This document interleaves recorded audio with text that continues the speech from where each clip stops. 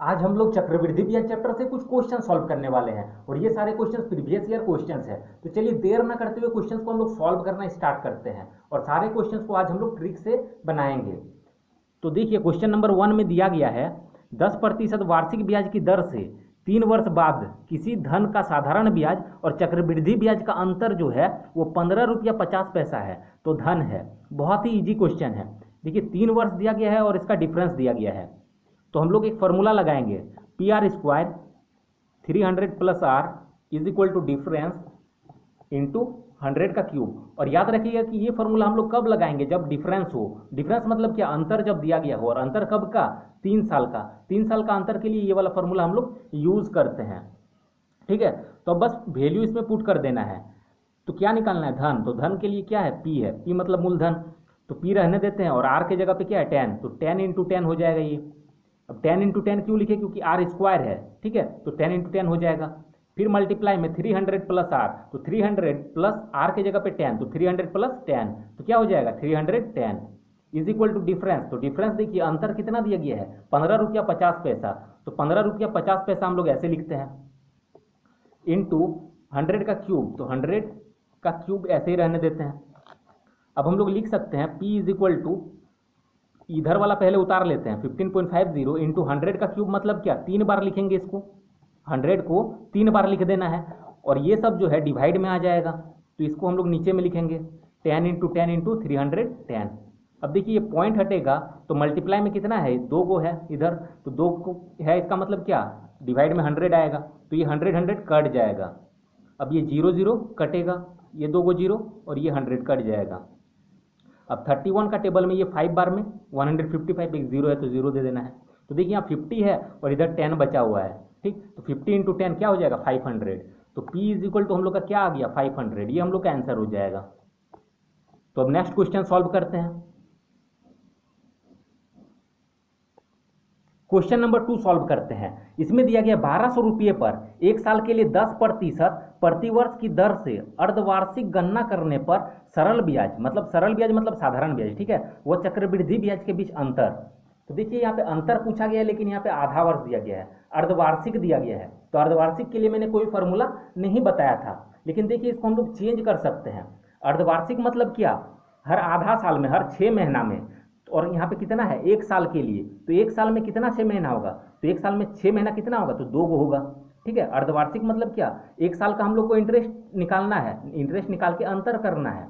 ठीक है, तो समझिए अच्छे से। तो टाइम क्या है, 1 साल है, लेकिन यहाँ पे अर्धवार्षिक दिया गया है। इसका मतलब क्या, साल को हम लोग क्या करेंगे, आधा आधा बांटेंगे। अर्धवार्षिक मतलब आधा आधा, तो 1 साल को आधा करेंगे तो क्या होगा, टाइम हम लोग का 2 हो जाएगा। तो ये समझ में आ रहा होगा टाइम 2 कैसे हो गया। अर्धवार्षिक मतलब क्या, 1 साल में 12 महीना होता है, और अर्धवार्षिक मतलब 6 6 महीना करके।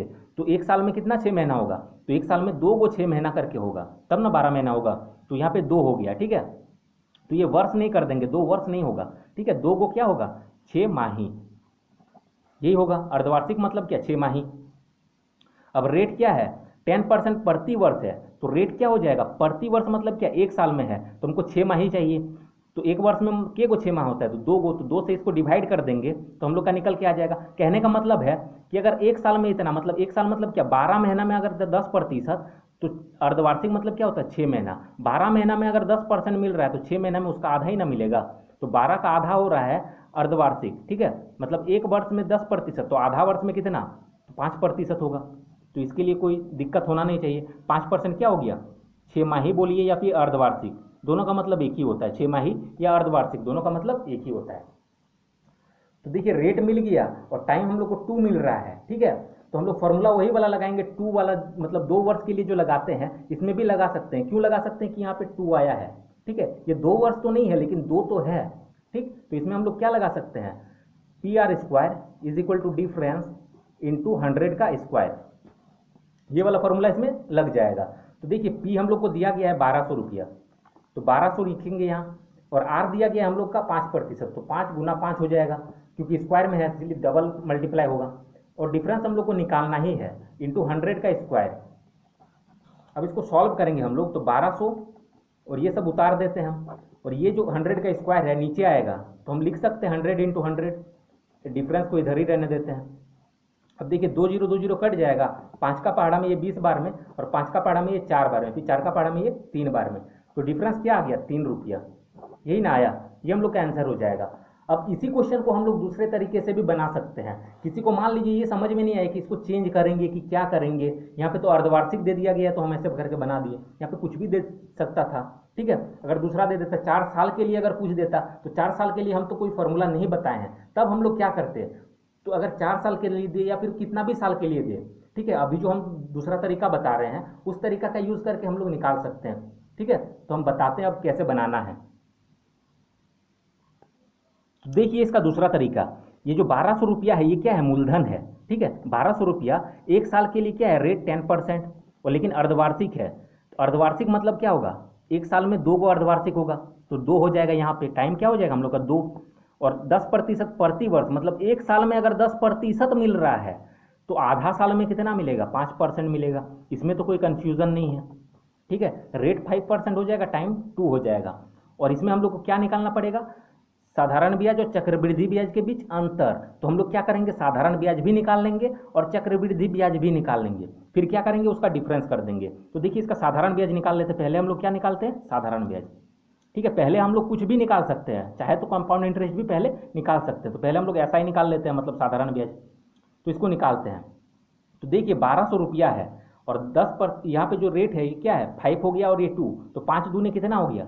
10%। टोटल में क्या चाहिए? मतलब एक साल में कितना मिलेगा? इसका कहने का मतलब यही है, 5% एक बार में, तो 2 बार कितना हो रहा है? 5 दूने 10% टोटल मिलेगा इंटरेस्ट। टोटल इंटरेस्ट कितना मिलेगा? 10%। तो इसका हम लोग डायरेक्टली 10% निकाल देंगे, तो ऐसा ही निकल के आ जाएगा, ठीक है। तो इसका 10% हम लोग निकाल देते हैं, तो 120 जो है इसका 10% हो जाएगा। 1200 है तो इसका 10% क्या हो गया? 120, और ये क्या निकल के आ जाएगा? साधारण ब्याज। अब उसी तरीके से हम लोग किसका क्या निकालेंगे? Compound interest. तो टाइम यही रहेगा, टाइम भी यही रहेगा, रेट यही रहेगा, और इसका हम लोग निकालेंगे कंपाउंड इंटरेस्ट, ठीक। ये साधारण ब्याज हम लोग निकालें और अब कंपाउंड इंटरेस्ट निकालेंगे। तो 2 साल के लिए हम 2 तरीके से बता सकते हैं, ठीक है, निकाल सकते हैं। तो निकाल लेते हैं। जैसे 1200 है, 5% है, तो ऐसे करके भी निकाल सकते हैं, 105/100, 105/100।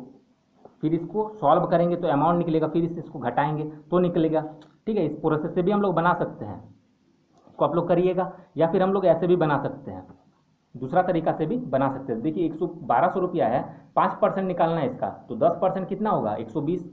5% कितना हो जाएगा? ये 60 हो जाएगा इसका। 10% अगर 120 तो 5% 60, इसको ऐड कर देंगे तो 1260 रुपया निकल गया। अब 2 है, यहाँ पे टाइम क्या है? 2 है, ठीक। तो इसका मतलब 2 बार करना है, तो एक बार इतना किए और एक बार इसका निकालेंगे 5%। तो इसका 5% निकालेंगे तो 10% देखेंगे तो 126 हो रहा है, तो 5% क्या हो जाएगा? तो 5% हो जाएगा इसका 63। तो कैसे हम निकाले? देखिए 10% इतना निकल गया, तो 10 का आधा होता है 5, तो आधा करने के लिए 2 से भागा देते हैं, तो 2 से इसको भागा दे दिए, तो ये निकल गया। 2 का पहाड़ा में ये देखिए 6 बार में, ये 3 बार में। अब इसको ऐड करेंगे, ठीक है, इसको ऐड करेंगे तो क्या हो जाएगा? 6 6 12 का 2 हाथ में रहा 1, मतलब 1323 आया। ये क्या आया? अमाउंट आया।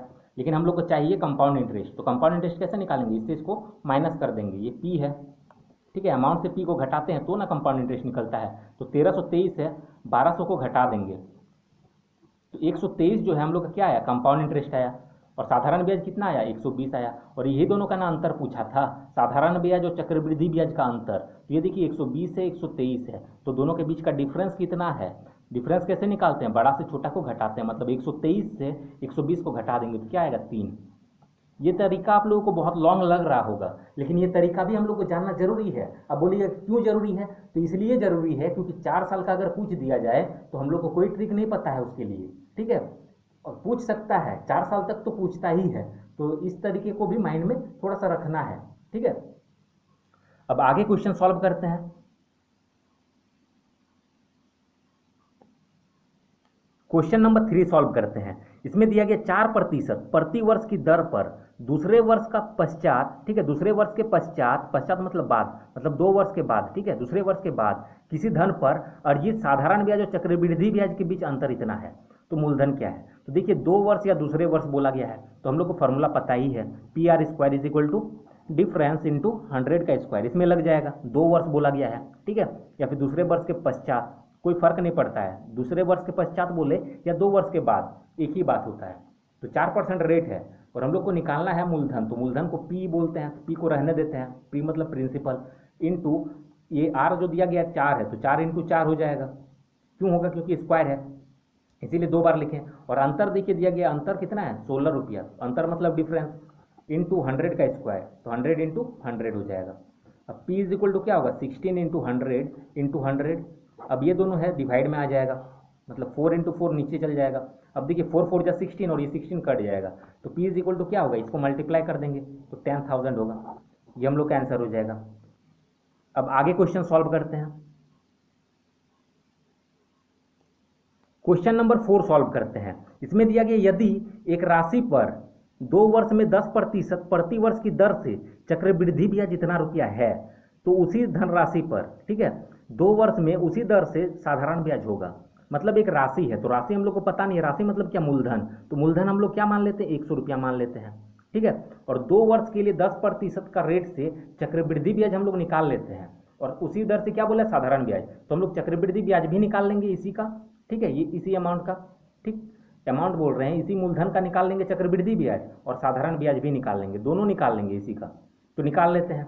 हम लोग को 2 वर्ष की निकालना है और 10% का दर से, तो कंपाउंड इंटरेस्ट निकालते हैं पहले। तो देखिए 10% करके है, तो इसका 10% निकालेंगे तो 10 ही होगा, तो हो जाएगा 110।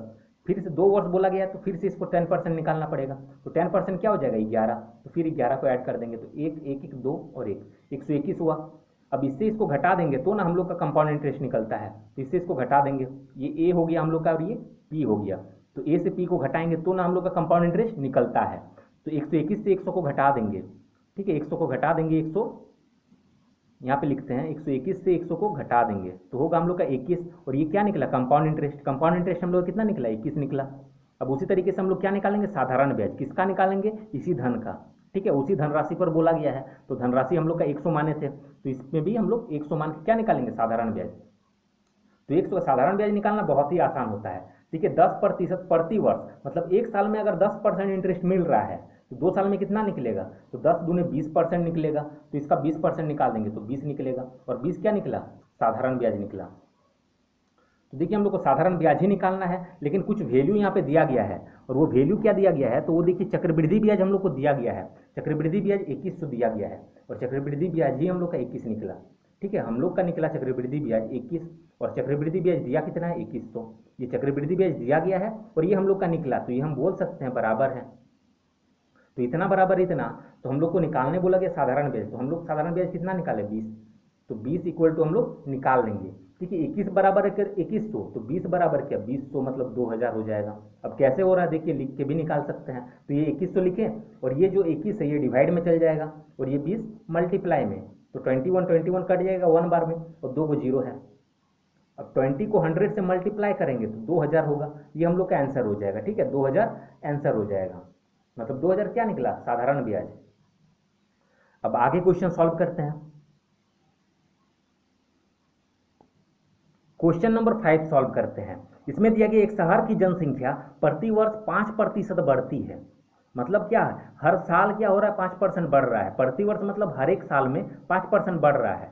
यदि 1995 में इसकी जनसंख्या इतनी थी, तो 1992 में कितनी थी? मतलब ये 95 का दिया गया है, मतलब बाद का दिया गया है, और अभी का मतलब पहले का पूछ रहा है, ठीक। तो क्या करेंगे हम लोग? यहाँ पे कुछ मान लेते हैं, तो पहले क्या था? कुछ मूलधन ही रहता है, ठीक है। तो जनसंख्या कुछ था, उसी से ना बढ़ा, तो बढ़ के कुछ हो जाता है, तो बढ़ के कितना हो गया? 1992 में कुछ था, तो 1992 हम मान लेते एक्स था, और बढ़ के इतना हो गया, 1995 में इतना हो गया, इसका मतलब क्या? 5% करके बढ़ा है, यहाँ पे साफ साफ बोला गया है, तो इसका मतलब क्या? बढ़ के इतना हुआ है। तो हम पहले ही बताए थे कि बढ़ के अगर कुछ होता है, इसका मतलब क्या है? वो मिश्रधन होता है, मतलब ये मिश्रधन है कितना साल का, ठीक है। तो कितना साल का मिश्रधन है ये? तो 1992 है, यहाँ पे 1995 है, तो 3 साल का मिश्रधन है, ठीक है। 92 से 95 से 3 साल हो रहा है ना, 92 से 93, फिर 94, फिर 95, ठीक है। तो 94 95 93 94 95, तो 3 साल हो रहा है, तो मतलब 3 साल में जो बढ़ा है वही इतना हो रहा है, तो 3 साल का ये क्या है? अमाउंट है, ठीक है। पहले क्वेश्चन को समझना बहुत जरूरी होता है, तो पहले कुछ रहता है, वो हम लोग के पास क्या रहता है? मूलधन। तो मूलधन यहाँ पे लिखते हैं, और कितना रहता है? 5% करके बढ़ रहा है, तो क्या होगा? 105 बटा में 100, 100 इसमें ऐड कर देते हैं। क्वेश्चन नंबर 1 के जैसा ही है, बस यहाँ पे जनसंख्या लिख दिया है, थोड़ा सा सेंटेंस को घुमाया है।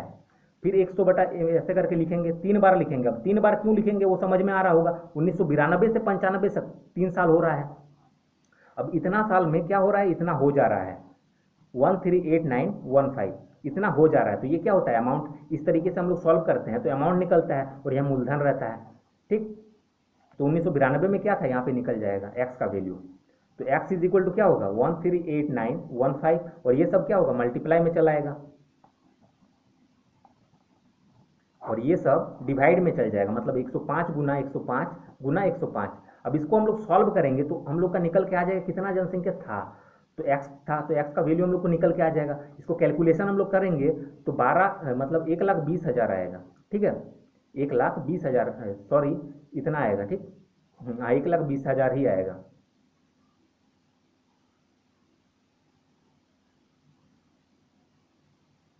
तो ये हम लोग का क्या हो जाएगा, आंसर हो जाएगा। तो देखते हैं, ऑप्शन देख लेते हैं। तो ये वाला ऑप्शन हो जाएगा। ठीक है, ऑप्शन सी।